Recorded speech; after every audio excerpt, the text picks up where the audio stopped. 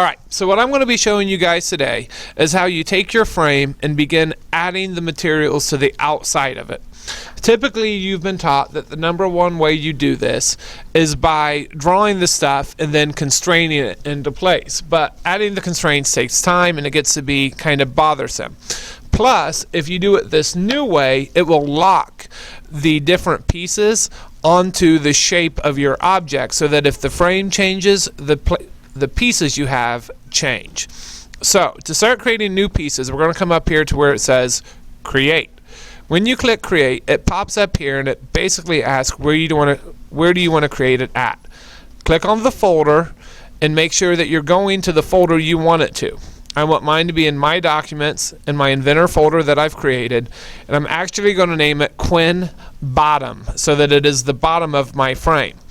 Now, this is where that engineering works out at. I already have a bottom, so I'm going to have to name it Quinn Bottom 1. And so you see here, Quinn Bottom 1, saved here, OK. Now, if you guys remember the order by which the ceiling has to work, we remember that the top overlaps the sides should overlap the bottom. Therefore, the best place to start working is on the bottom. So we're going to click here. And when I click Create, I just tell it where I want to create the object. I want to create it here.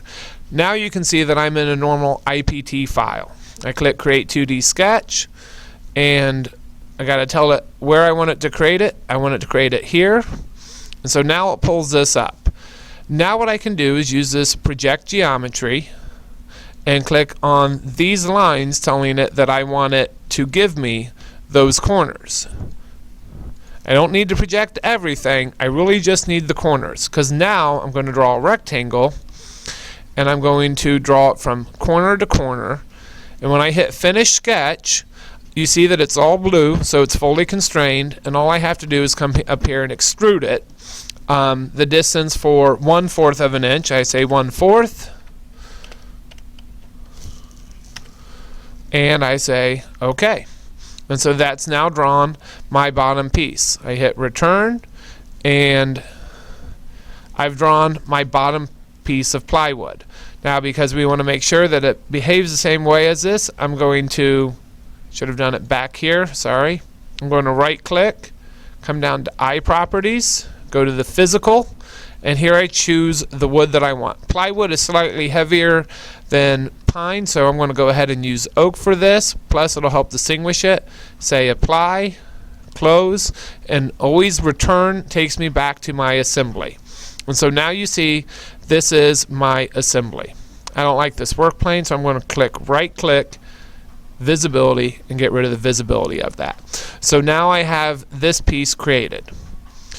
I can click Create again, and again, same thing. It's going into Inventor, but I want to name this one Quinn Side 2, or Quinn Side 1, and I want to create it here. And again, create 2D sketch, flip it around so I can create it on this surface.